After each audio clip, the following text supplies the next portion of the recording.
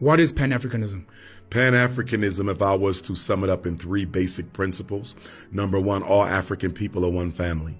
Whether you're in South Africa speaking Zulu or Xhosa, whether you're in Nigeria speaking Yoruba or Igbo, whether you're in Kenya speaking Maasai or Kikuyu, whether you're in Senegal speaking Wolof or Mandingo, whether you're in South Bronx speaking Ebonics, or in Haiti speaking French, or Brazil speaking Portuguese, we one family. And it doesn't matter what your religion is, whether you're Muslim or Christian or traditional African spiritualist, whether you pledge allegiance to this flag or that flag, whether you're light skin or dark skin, straight hair, nappy hair like mine, one family. Yeah. And we should identify on the level of our Africanity first. Being African is more important than anything else. Why? Because God made you an African. Everything else you belong to, you chose. You can leave Christianity tomorrow. You can leave Islam tomorrow. You can renounce your South African citizenship tomorrow. I could give up my American citizenship, so-called, tomorrow. You understand? I could never give up being an African. God made us African, and that's what we should identify with first. Do you believe in the history and the science that man originated in Africa? Oh, absolutely. It's indisputable. And it's interesting that you bring that up, because right now in America, we have a ridiculous dialogue going on because there's some reactionary, self-hating Africans who are trying to convince other American Africans that they don't come from Africa, that they were already in America. They're positing that America, the American continent, was a cradle of civilization. Mind you, no scientific research at all backs this theory up. Okay. Even Europeans can't dispute. It's indisputable. The Chinese just came out last month. One of the top geneticists in China, who now stated that the first ancestor, their first ancestor in China, was an African, and every Chinese carries the DNA. The East Indians have already done this. Mexicans have done it. So you mean to tell me the people in the diaspora who look the most like the African American, you have nothing to do with Africa genetically? It's ridiculous. But we have to look at the mentality behind that. Nobody wants to be on a losing team. True. And until African people start winning globally, nobody wants to be a part of us. This is why you have Spanish-speaking Africans in the Caribbean who will call themselves Latino or Hispanic. They're Africans, but who wants to be part of a losing team? It's just like when you go throughout Africa, it's not, I still run across Africans who will tell you, I'm French, I'm British, you understand? Because nobody wants to be part of a losing team. But the minute African people get our situation back in order, everybody who don't want to be black will proudly return to the race. We have to give them something to be proud of. The Honorable Marcus Garvey said, the white man has made being black a curse. I'm going to make being black a blessing. He said we have to sell being African back to the African.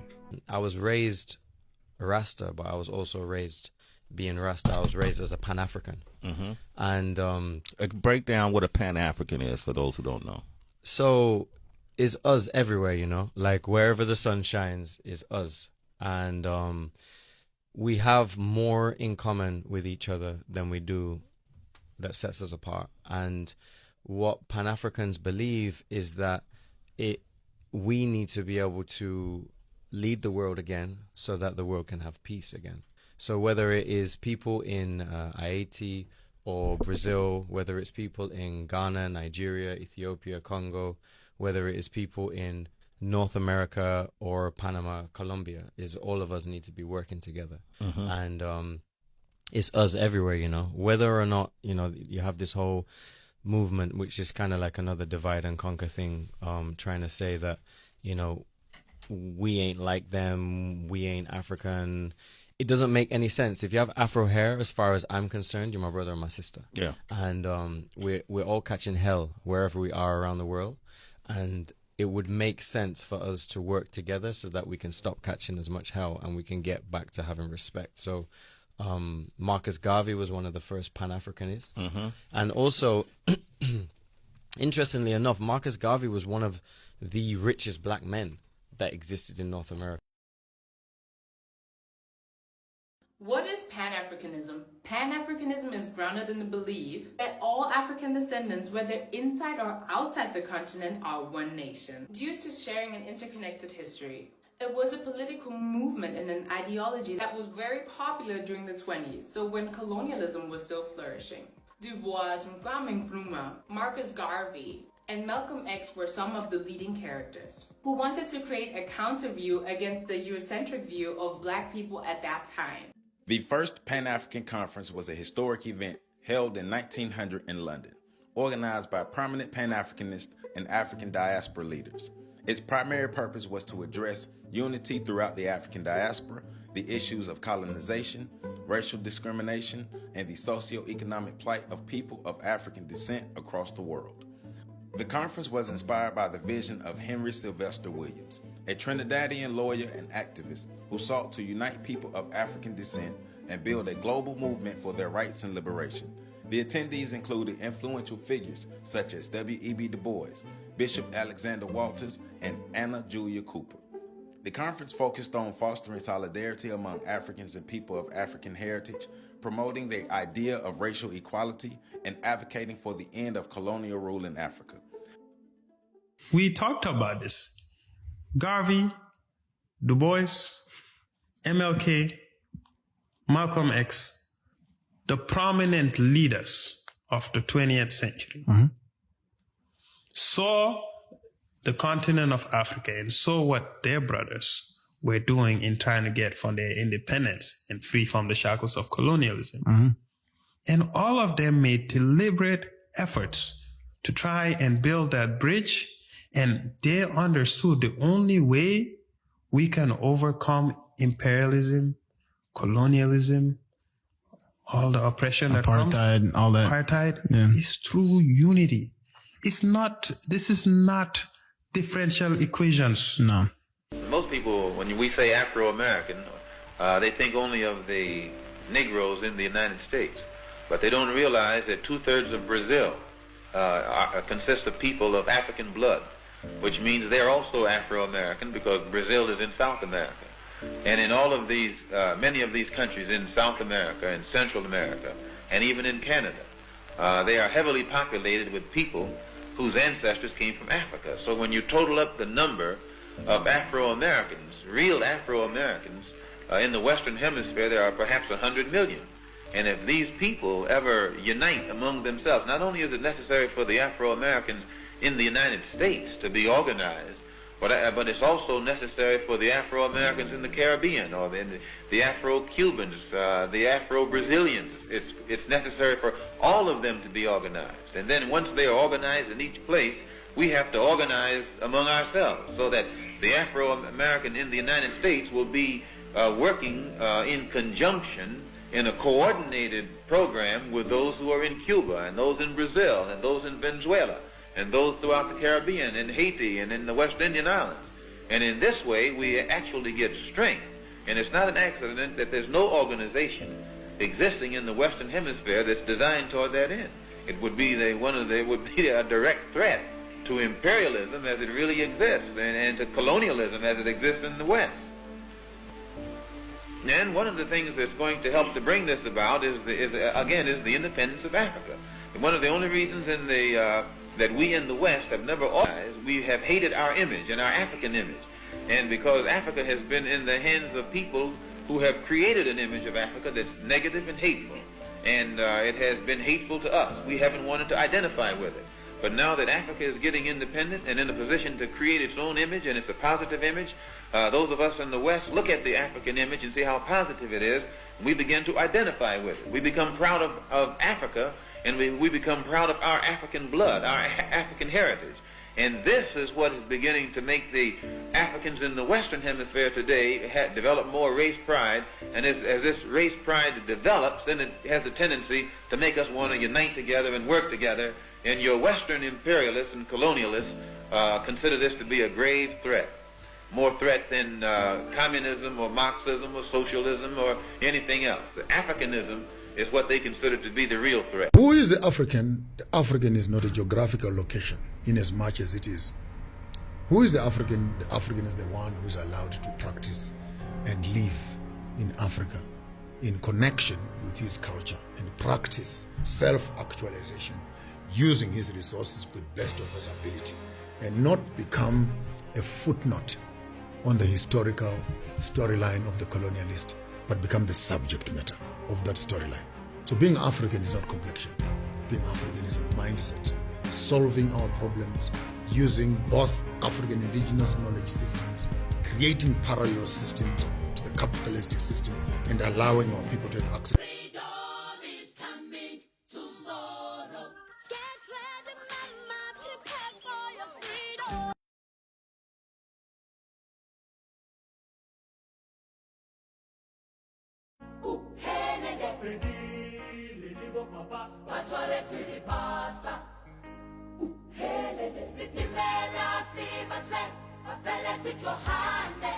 Pan-Africanism is a political ideology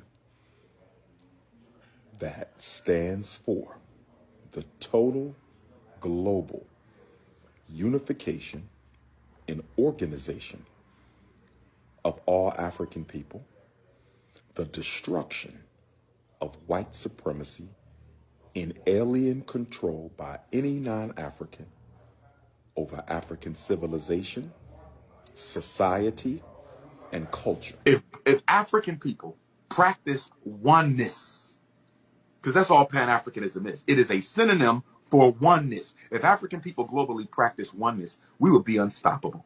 We would have people eating out of our hands, which is to say what? Our situation is not exclusively due to our race. Race is a symptom.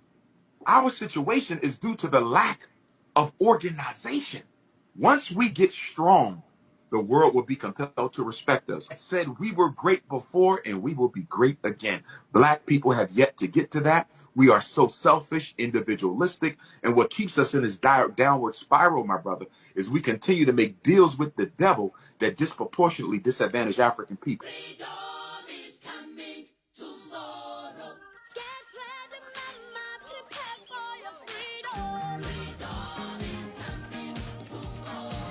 What is Pan-Africanism? Well, Pan-Africanism is the unification of African people globally, economically, socially, and politically. Now, the type of Pan-Africanism that I subscribe to is Pan-African nationalism. What is Pan-African nationalism? It is the unification of African people globally, economically, socially, and politically. Yes. But we believe in self-determination and self-rule. We believe that anything we do as African people globally, we should do it alone and alone only, because we have the capability and the capacity to do so. Whenever Black people are doing something on their own, we are dubbed as a hateful group. We are dubbed as an extremist group. You should be unapologetically African. And I'm sick and tired of them calling us all these things. You don't mind them. Don't mind them. Embrace Pan-Africanism, because it is the only way to freedom. What is the importance of Pan-Africanism? It is the only kryptonite. It is the only kryptonite to white supremacy. It is the only kryptonite to white supremacy. I don't care what you say. White supremacy is a global institution. The Trilateral Commission, the Council of Foreign Relations, the Bilderberg Group, the IMF, the World Bank, the Rothschilds, the Rockefellers. Even if you go way back to the Berlin Conference, the European powers, the American powers, white supremacy, the Roman Catholic Church, white supremacy is a global institution. You cannot fight a global institution with small groups of Black people fighting white supremacy independently. So you have African Americans fighting white supremacy independently. You have Brazilians, Black Brazilians fighting white supremacy independently. You have Black people in Europe fighting white supremacy independently. We have people here in Africa, Kenyans, South Africans, fighting 54 African countries, fighting fighting white supremacy independently. And you think that you'll defeat white supremacy like that? Are you crazy? Are you crazy? I'm sorry, you guys have found me. You guys have found me with a lot of fire today. But are you crazy? Do you think you can defeat a global institution from a divided front? You must be out of your mind. Pan-Africanism is the only kryptonite because why? White supremacy is strong because of the disorganization and the disunity of African people globally. Once we unite, once we pull our resources together, once we put our petty differences aside, here in Africa and in the diaspora, once we do that, it's over. Once we reclaim our land, our minerals, our wealth back that was stolen, it's over. It's over. White supremacy is done because it is dependent on Africa. It is dependent on them stealing from us. So let's unite. Let's unite. Let's embrace Pan-Africanism. And let's do this, guys. You know, I'm getting fed up. I'm starting to get angry as time goes by. The more I become angry, the more I care. So it's not that I'm just irresponsibly becoming angry. It's because I care. I care about us. So let's embrace Pan-Africanism. Let's do this. Let's unite. And let's change our reality. Because let me say this. If we don't do this, the next generation will not forgive us. And time is running out. White supremacy is becoming more ferocious. White supremacy is becoming more unapologetic. White supremacy is becoming more brutal and more unapologetic. So the more they're becoming this brutal is the more we should become more organized. The more they're becoming more unapologetic is the more we become more unapologetic. Is the more we become more unapologetic. So let's do this. Let's embrace Pan-Africanism. You can email me, sellafrica2africans@gmail.com, and I'll send you all the things you should read, all the things you should watch, all the things you should look up to. I'm willing to do that. I'm willing to do that. So guys, let's do this. Let's do this. And to my African diasporans, I have one message for you today. Black power is good outside of Africa. It's good. It's very good. It's very good and it's needed. But black power is great. It's more sustaining. It's more long-lasting from where it came from. And that's Africa. Come home. Invest in Africa. Come home. Visit Africa. Come home. Relocate to Africa. And if you can't do those things, at least form some sort of connection with the motherland. Don't listen to all these tribalists in America and in Europe telling you that you're not an African, telling you that you're a Native American, telling you that you're whatever, that you're 70% or 50% Irish or Portuguese and all that nonsense. Don't listen to them. You are an African and we will embrace you with open arms. Come home, let's unite, let's fix Africa, let's invest in Africa, let's change Africa. And that's my message today. Black power.